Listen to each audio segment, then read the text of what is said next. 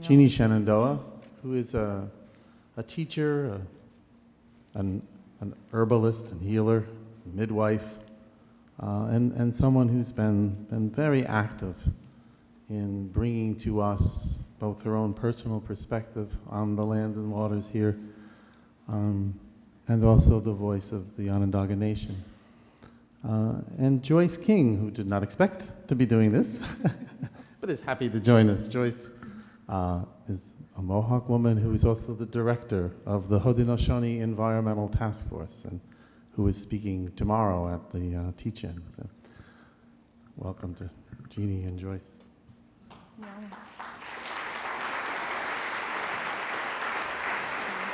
Yeah.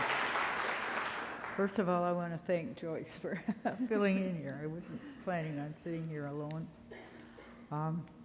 I guess we're asked to have a conversation about our relationship to the land and the water around us. And so I guess the first comment I thought about making was the fact that our people were living here in this whole area. This is our Aboriginal area. This is a pretty good-sized swath of land. And when the I guess the immigrants, to use Robin's word, first came here, they thought they were discovering an mostly uninhabited, unused piece of property here, and proceeded to move right in, and didn't realize that a lot of these places here, although they might appear to not have been used or developed, they certainly were very much used, but in a different way by our people. Many of these places, when they came here, had names. They already had names for different places around here, and they still have names because they don't appear to be commercialized or clear cut or whatever. Doesn't mean that they weren't used. Many of these areas have very sacred, special meanings to us. Right now, through Onondaga Nation runs Onondaga Creek, which somebody named it after us, I guess. We already have a name for it. I made myself a few notes here. What we call it is Otnika Dandu, which means running water. The water is constantly running. And that water means a lot to us, we who live there at Onondaga Nation, and I'm sure it means a lot to the other people that live along Onondaga Creek, right from the headwaters in what is now named Tully. I'm sure it already had a name before that too, you know, everything here did. These days everything has the name of Onondaga on it.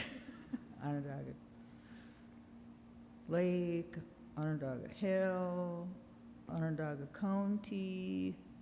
It's sometimes a little bit difficult to accept the fact that our people are not always recognized for having always been here when every other thing around here is named for us. Probably some kind of containers or something too, you know, anything. It's not as bad as the Mohawk, you know, you have the Niagara Mohawk and, you know, Mohawk pulp and paper. Yeah, just about everything, you know. Well, anyways, these people came along to this body of water that's now named Onondaga Lake. It was already there before they got there, and there were already people there before they got there.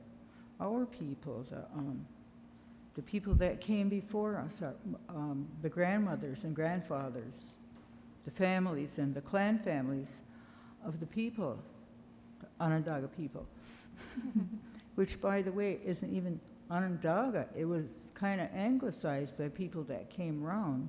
The actual pronunciation is Onondaga. That's the way that we pronounce what we call ourselves. And that was changed, and then they named the lake after us and proceeded to use it. That lake has many names, as do many places in this area. That lake has a very sacred, significant, spiritual meaning to us. Our people lived around this area. Because you didn't see a household dwelling there didn't mean that we didn't live there. Because our people moved around the area, traveled around for many days for certain things. There were certain areas around the lake that had names. For instance, maybe it was a place where we went to gather medicine, or maybe there was another area that specific roots were plentiful there, things that we used for ourselves. There are places around the lake where one place was called Diotjikeda, which means it's where the salt is. So I imagine it's where the salt springs were that the people knew about. Of course, to this day, it's a little bit difficult to use all those names because the lake has been changed so drastically. Changed because somebody came along and decided that they found themselves a good resource here, and so they were going to just fix it all up for the way that they wanted it to be. So it's not even the same size it was. The water level has been changed. The mouth of the creek has been moved out 3 times or something like this. You know, it's all been manipulated and disrespected for what it was and used for somebody's benefit.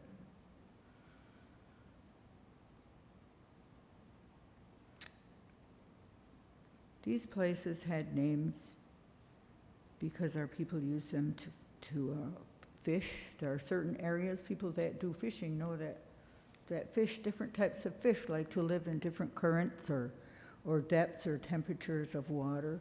So some of these places had names of where they would go and catch specific fish. Right now, I would just tell everybody, don't ever catch a single fish in there. It would be dangerous to your health.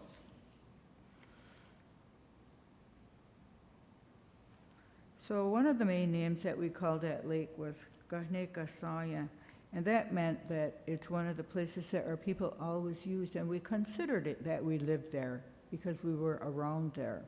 We were all around, moving around. Maybe not so much as maybe spend a couple days in certain spots. You know, like this time of the year is a good time for people that harvest certain roots and things to go, and myself and some of my friends will travel to a certain spot and maybe stay there for 2 or 3 days while we're having a nice peaceful time harvesting whatever we have to do before the winter comes along. So our people have always had this connection to this whole area, a very spiritual connection. As a matter of fact, as a lot of you know, the peacemaker came to this territory. And there's a lot of story that goes along the lake when he came along traveling. It takes many, many days for one of our people to recite this orally, to remind our people of the story when he came along towards this community here. He came to a place where the 3 rivers meet, and he stopped there and spent some time thinking and dreaming, because he recognized that this was such a sacred, spiritual place that he could actually feel it. So he thought a long time, he thought long and hard which way he would go, and then he decided. He went in his canoe and he came to the lake and he stopped. And again, he took a long time thinking and dreaming and thinking about the sacredness of this area and which way he would go, which way he would travel. So he traveled very slowly. He went all around the lake. He knew this was a very, very special, powerful, sacred place, bringing the great word of peace to our people. And he also had heard of this creature that lived in this area that many people were very fearful of. I guess in these days we would call him a demon or a devil, something very dark and evil.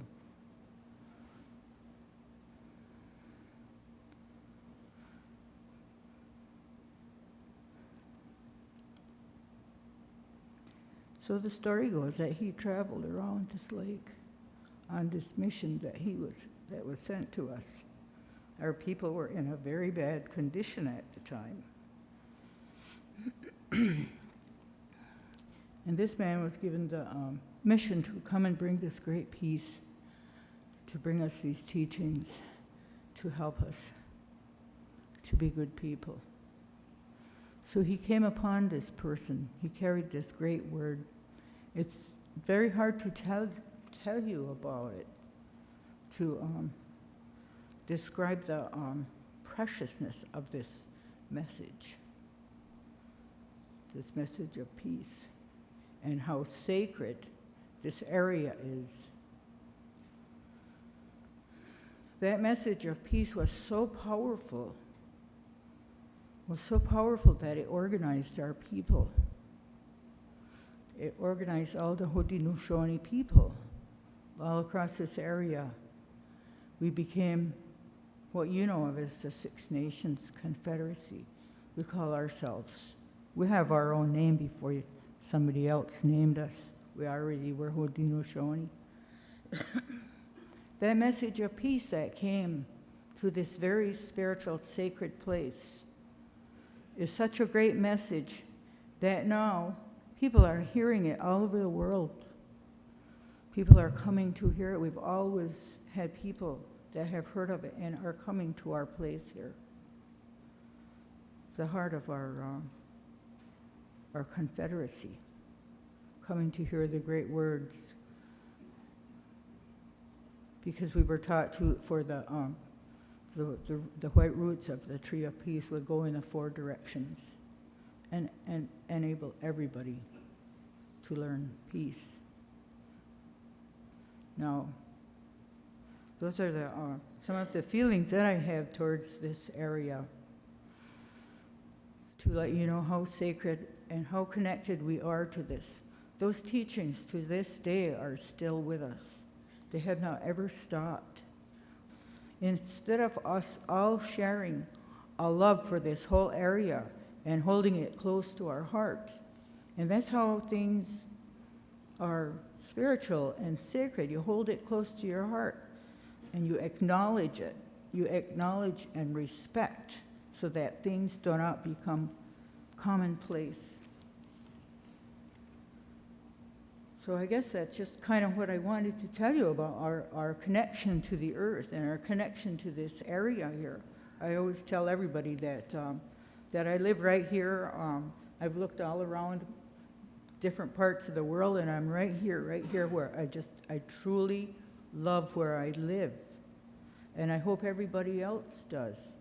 Everybody has that right to love where you live, acknowledge it, and respect it. We're all living here together. That's the reality right now.